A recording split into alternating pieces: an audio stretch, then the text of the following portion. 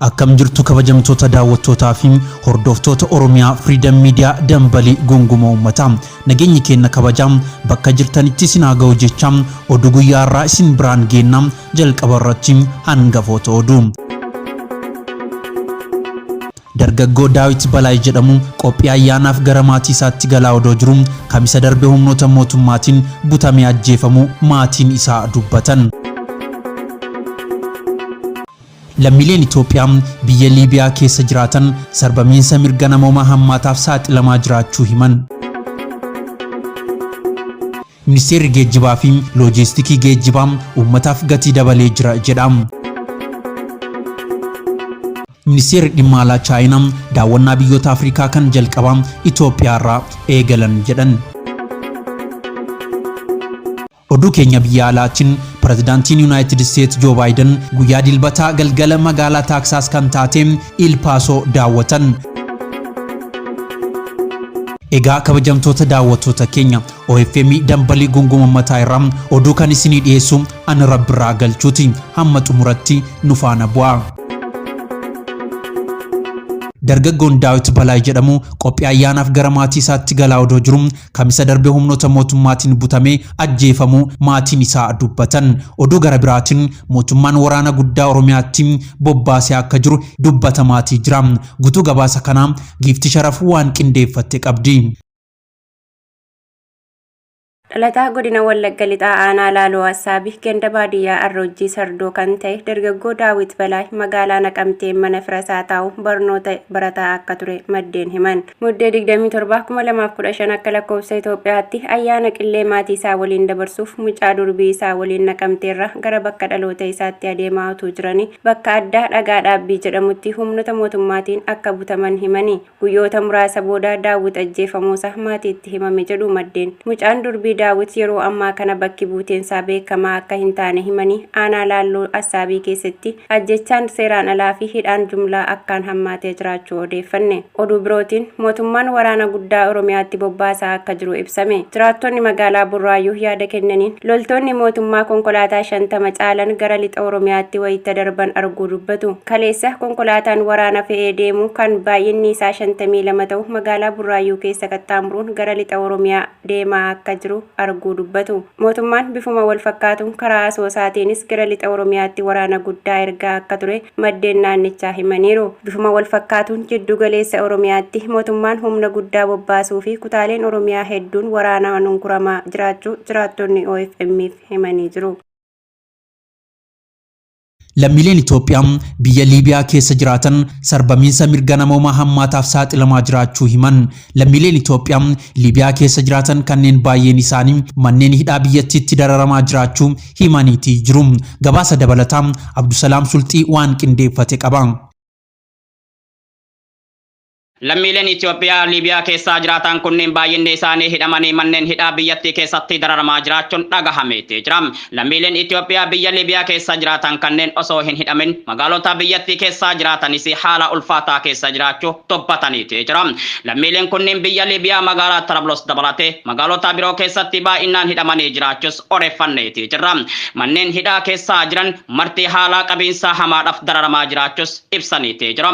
Qulqullina dhabuu mana hidhaa akkasumas nyaataa fi dhugaatii gahaa dhabuudhaan namoonni hedduun dhukkuboota daddarboon qaamanii dhukkubsataa jiraachuu baay'ee ta'us dubbataniiti jira. Namoonni akka carraa mana hidhaatii bahanii fi kanneen durumaayyuu magaaloo keessatti jiraatanis bahanii galuufis akka rakkataa jirantu dubbatamaati jira. Dargaggoo Haashim Abdallaa namni jedhamu bara 2018 biyya Liibiyaa akka seenee fi waggoota hedduuf achi jiraachaa akka ture hime yeroo ammaa namoonni mana hidhaatti argaman kan ani beeku gara namoota 1,000 ol ta'antu jira jedheeti jira.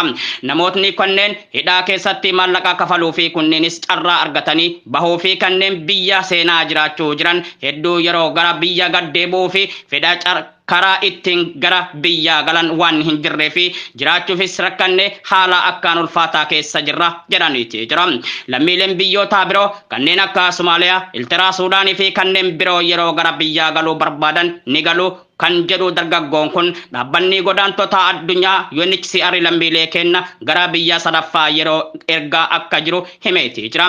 Nuti lammiileen Itoophiyaa rakkoo nurraa gahaa jiruufis dhaabbanni mirga baqattootaa falmu UNHCR garas jirullee furmaata nuuf laataa hin jiru jedhu lammiileen kanneen furmaata barbaannaa jedhuun lammiileen kunniin dambalii gunguma uummataa kan ta'e Oromiyaa Freedom Mediaatti himaniiti jira.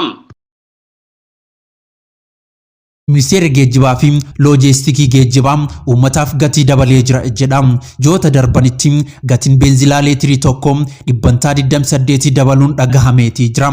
Dabalatoo oduu kana Sooniyaa Muhammad waan nuun jettu qabdi. Ministeerri geejjibaa fi loojistikii gatii geejjiba uummataa dabaluu beeksise. Haaluma kanaan fooyya'insichi konkolaattota sadarkaa tokkoffaa, lammaffaa fi sadaffaa irratti gatii dabaleera. Akka gatii fooyya'eetti konkolaattota sadarkaa tokkoffaa daandii cirrachaa fi asfaaltiin taarifaa turerraa parsantii 6, konkolaattota sadarkaa lammaffaa fi sadaffaaf parsantii 7 daballiin taasifamu eerameera. Konkolaachistoonni tajaajila geejjiba uummataa qaxxaamura biyyaa kennan hanga taarifa kaa'amee kafalchiisuun tajaajila akka kennan ministeerichi yaadachiisuu ragaan ministeericharraa argame ni mul'isa. Oduu ibaatiin ji'oota 6 darbanitti gatiin beenzila leetira tokko dhibbeentaa 28 dabale. Mootummaan Itiyoophiyaa deeggarsa yeroo dheeraaf oomishaalee boba'aaf taasisaa ture erga kaasee booda ji'oota 6 darban keessatti beenzilli liitirii tokko birrii 13 dabaleera. Ministeerri daldalaa fi hariiroo naannolee gatii gurgurtaa boba'aa irratti jijjiirama erga taasisee booda daballiin gatii boba'aa ji'oota 6 darbanitti dhibbeentaa 28.4 gaheera. Adoolessa bara 2014 akka lakkoofsa Itiyoophiyaa irraa kaasee boba'aan leetira tokko birrii 47 fi saantima 83 gurguramaa ture. Akkaataa fooyya'insa gatii boba'aa haaraa amajjii 2015 irraa eegalee hojiirra oolu yoo ta'e beenzilli liitirii tokko birrii 61 fi saantima 29 gurgurama. Mootummaan deeggarsa damee boba'aaf taasisu suuta suutaan kaasuu isaa hordofuun ji'oota darban keessa gatii boba'aa irratti daballiin guddaan mul'ateera. Akka mootummaan jedhutti ji'atti jiddugaleessaan birrii biiliyoona 10 oomisha boba'aa deeggaruuf ba'a. Inumaa gatiin boba'aa magaalaa Finfinnee keessatti ittiin gurguramaa jiru akkaataa gatii boba'aa gabaa addunyaatiin yoo shallagamu gatiin gurgurtaa naafxaa liitira tokko birrii 91 fi saantima 23, beenzilaa liitira tokkoof birrii 82 fi saantima 07 ta'uu qaba jedha mootummaan. Kutaalee biyyattii biroo keessatti immoo gatiin isaa kana caalaa dabala. Haa ta'u malee mootummaan baasii guutummaa boba'aa fayyadamtoota irratti fe'urraa baasii guddaa ofiisaatii baasuun gatii boba'aa dabalaa tureera. Deeggarsi mootummaan damee boba'aaf taasisu kun gatii guddaa waan baasiseef mootummaan deeggarsa kana suuta suutaan kaasuuf karoora qabate hojiitti hiikaa jira. Adeemsi deeggarsa kana kaasuu hawaasa irratti dhiibbaa akka hin uumne mootummaan ibsee jira. Ministeerri daldalaa fi hariiroo naannolee gatii beenzilaa dabaluun alatti gatii naafxaa adii, keeroosiinii, naafxaa gurraacha salphaa fi ulfaataa akkasumas boba'aa xiyyaaraa fooyyessee jira. Ministeerri dhimma alaa Chaayinaa daawwannaa biyyoota Afrikaa kan jalqabaa Itoophiyaa irraa eegalan. Ministeerri dhimma alaa Chaayinaa haaraa muudaman daawwannaa isaanii biyyoota Afrikaa kan jalqabaa Itoophiyaa irraa eegalla jedhan. Guutuu gabaasa kana Jibriil Muhammad waan qindeeffate qaba. Ministeerri dhimma alaa Chaayinaa imala isaanii torbee tokkoof turu kanaan biyyoota Afrikaa 5 Itoophiyaa, Gaaboon, Angoolaa, Biininii fi Masrii ni daawwatu. Qondaalli Chaayinaa yeroo jalqabaaf gara biyyoota Afrikaa imalaa jiran kun jalqaba Finfinnee buufata xiyyaaraa idil addunyaa booletti gita isaanii kan Itoophiyaa obbo Dammaqaa Mokonniniin ni simatamu.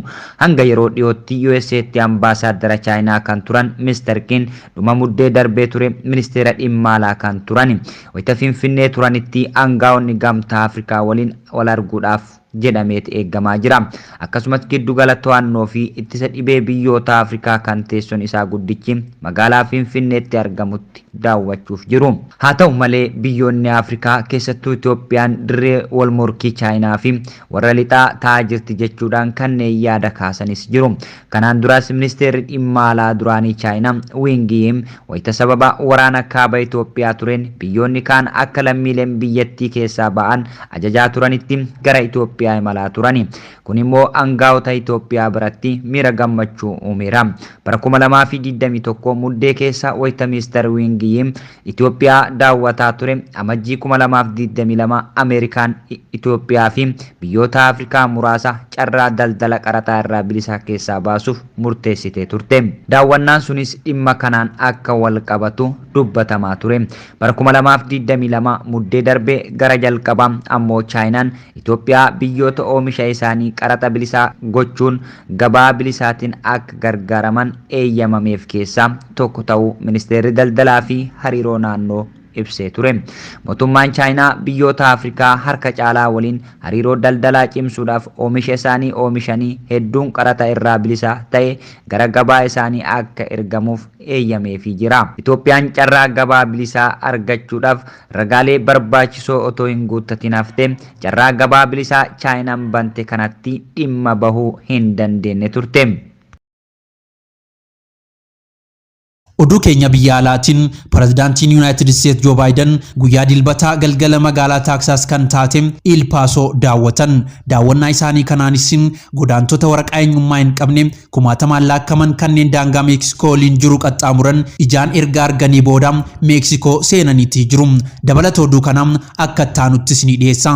Now, U.S. President Joe Biden is in Mexico for the North America Summit, where he held talks with his Mexican counterpart on the development plans and concerns surrounding the continent. Pirezidaantiin United States Joe Biden guyyaa dilbataa galgala magaalaa Texas kan taate El Paso daawwachuun godaantota waraqaa eenyummaa hin qabne 60,000 lakkaa'aman kanneen daangaa Meeksikoo waliin jiru qaxxaamuran ijaan erga arganii booda Meeksikoo seenaniitii jiru. Meeksikoo keessatti walgahii naannoo kan ministeera muummee Kaanaadaa Justin Trudeau dabalatee magaalaa Meeksikootti gaggeeffamu dura pirezidaantiin Meeksikoo Andres Manuel Lopez Obrador guyyaa wixataa mariidhaaf pirezidaantii Ameerikaa Joe Biden keessummeessaatii jiru. Godaansi jijjiirama qilleensaa daldalaa fi oomishni kanneen jedhaman mata dureewwan gurguddoo ajandaa irra jiran keessaa isaan tokkodha. Itti gaafatamtuun Price White House Karina Jean Pierre akka jedhanitti Biden erga pirezidaantii ta'anii booda imala gara Meeksikootti gaggeessan kun kan jalqabaa yoo ta'u mul'ata waloo kan Ameerikaa kaabaaf qaban ni guddisi jedheen eega jedhan. Jean Pierre akka jedhanitti Biden daldala meeshaa waraanaa qoricha sammuu namaa doochuu akkasumas seeraan ala namoota deddeebisuu ittisuu fi akkasumas jijjiirama qilleensaa naannoo fi godaansa sirnaa hin qabne kan kutaa sanatti gaggeeffamu waltumsuu fi babal'isuun furuuf Biden waan labsan qabu jedhan. Walgahii har'a gaggeeffamu dura Biden Trudeau fi Lopez Obrador haadha warraa isaanii waliin irbaata irratti hirmaataniitii jiru.